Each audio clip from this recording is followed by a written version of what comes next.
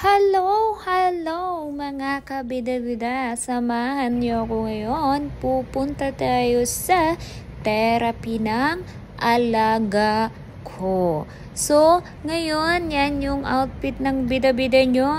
Aba, feeling lang. Feeling maganda yan. Charot!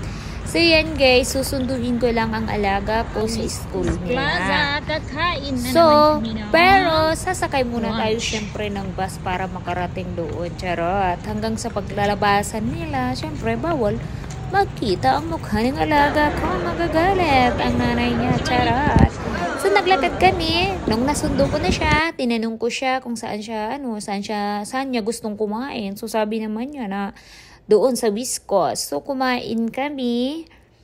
Pagkatapos niya, pero kailangan, pag kumakain kami, siya yung pipili kung saan niya gusto kumain. Kasi pag hindi niya gusto yung kakainan, hindi yan siya kakain. Ay, naku, napaka-arte ng alaga ko.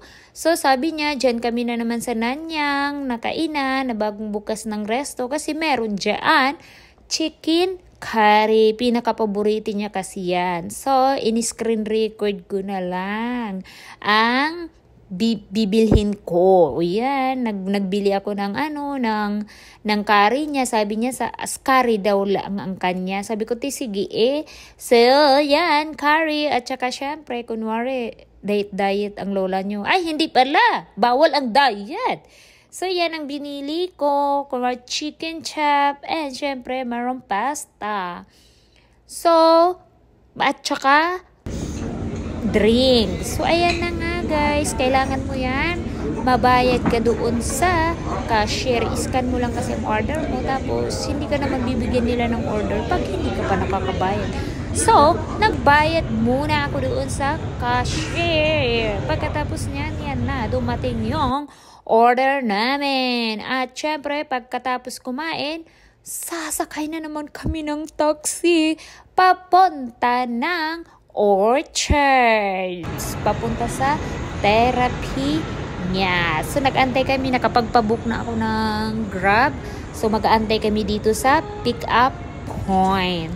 So, yan ang aantayin namin. At saka sabi nga niya, ang tagal-tagal naman daw. So, grabe, nag-antay kami. Ang sabi doon sa Grab, 3 minutes lang, 5 minutes. Ay, abaw, nakarating kami 10 minutes bago dumating si Uncle.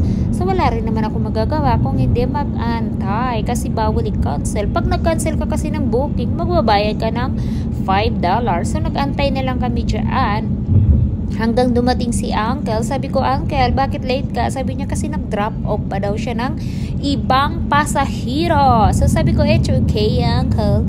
So, ayan guys, papunta na kami sa kanyang therapy. At syempre, natutulog yan siya sa Grab, sa loob ng sasakyan.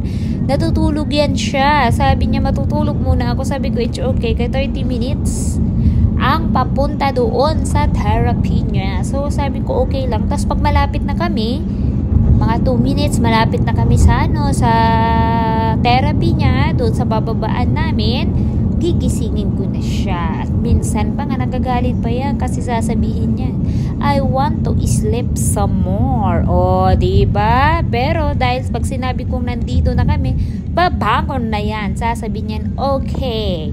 So, hanggang sa bibiyahe lang kami niyan. Ay, Diyos ko, nakakapagod din pa yung biyahe kayo lagi. Charot.